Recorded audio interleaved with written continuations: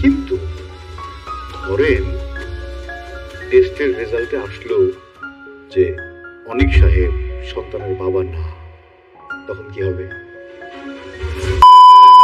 একটা মেয়ে, পেটে সন্তান, থানায় এসে বলল আমার স্বামী সন্তান স্বীকার করে না। পুলিশ অফিসার প্রথমে বিরক্ত, তারপর জানতে পারলেন এই মেয়েটা হাজার হাজার কোটি টাকার মালিক, অথচ স্বামী দাবি করছে ওর পেটের বাচ্চা অন্য কারো। প্রশ্ন হল, বাচ্চাটা আসলে কার?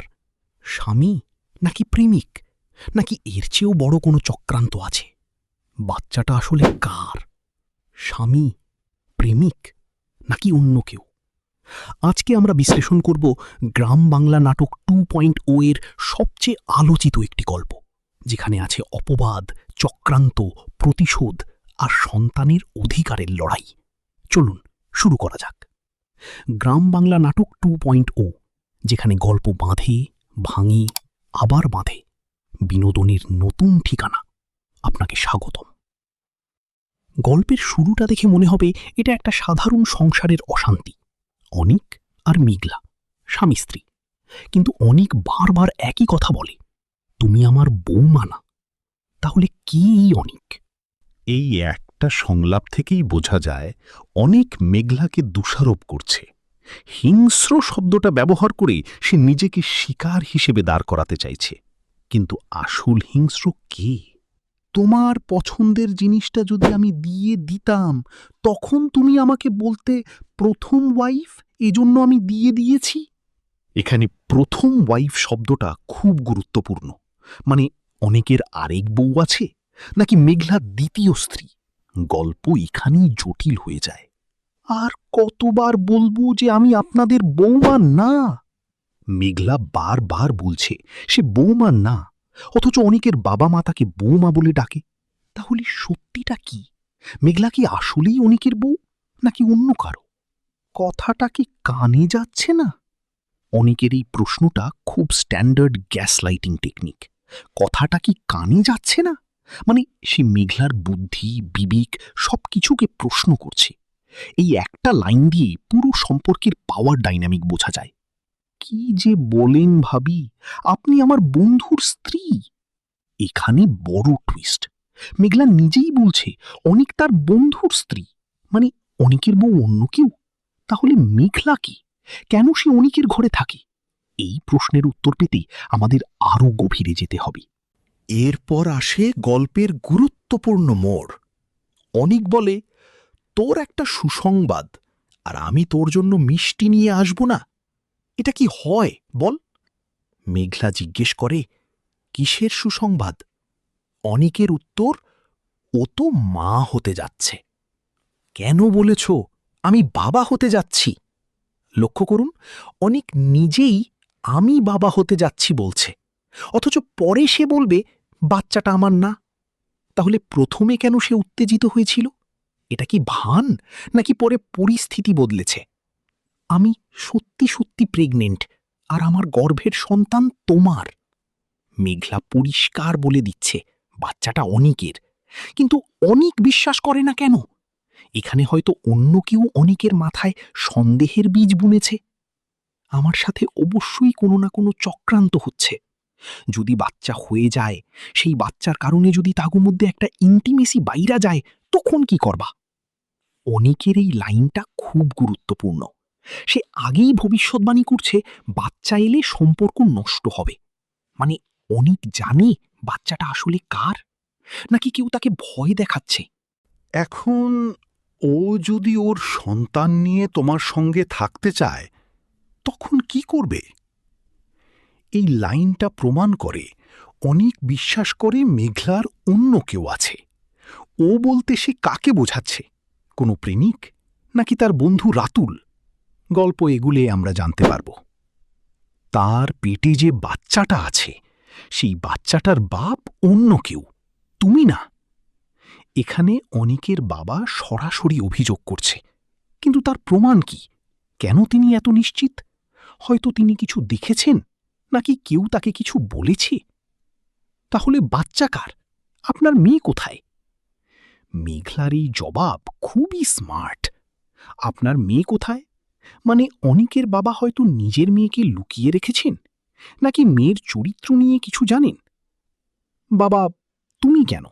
ও তো অফিসে গেছে। অফিসে গেছে নাকি অফিস নামে কোনো ক্লাবে গেছে? এখানে অনিকের বাবা তার ছেলের ওপর রাগ দেখাচ্ছে, কিন্তু আসল লক্ষ্য কি? মেঘলা।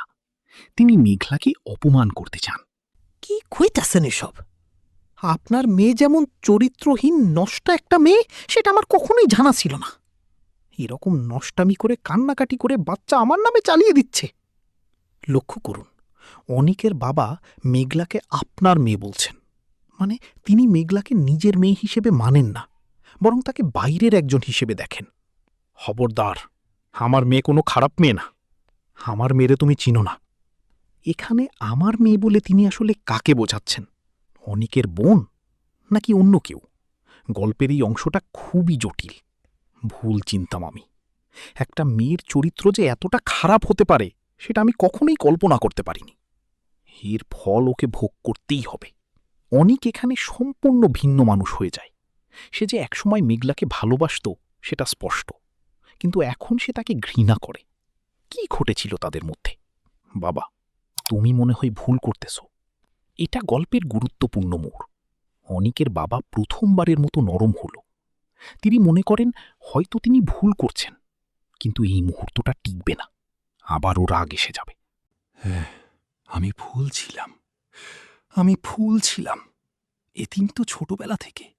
আমি আমার বাবা মায়ের আদর পাইনি, কিন্তু আমি আপনাদেরকে পেয়েছিলাম। আপনাদেরকে আমি আমার আপন বাবার মতো পেয়েছিলাম, কিন্তু আপনাদের পরে আর কখনোই কাউকে আমি আপন ভাবতে পারিনি। সেই আপনারা আমাকে এমনভাবে আঘাত করলেন যেই ক্ষত কখনোই ভালো হবার নয়। এখন আমি খুবই স্পষ্ট। আমি এখন খুবই স্পষ্ট। এই সব কিছুর সাথে আপনারা দুইজন জড়িত। আপনারা আপনার মেয়েকে দিয়েছি দেখগে। আরে, এটা তো অনিকার নাম্বার। হ্যাঁ, তাহলে এতদিন তুমি আবার সব তথ্য দিয়ে দিচ্ছিলে?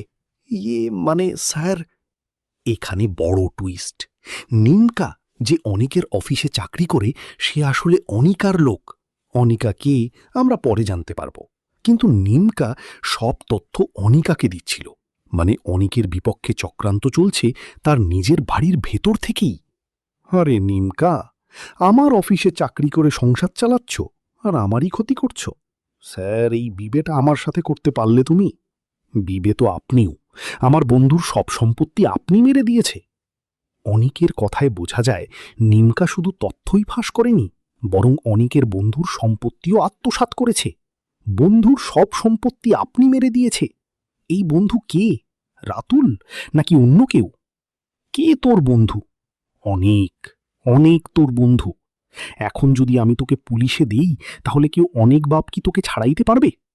পুলিশে দিবেন দেন, আমরা এসবের ভয় পাই না। নিমকার এই আত্মবিশ্বাস দেখে বোঝা যায় তাদের দল অনেক শক্তিশালী। পুলিশ তাদের ভয় দেখাতে পারে না। তাহলে কারা এই চক্রের নেতৃত্বে? রাতুল নাকি অনিকার বাবা?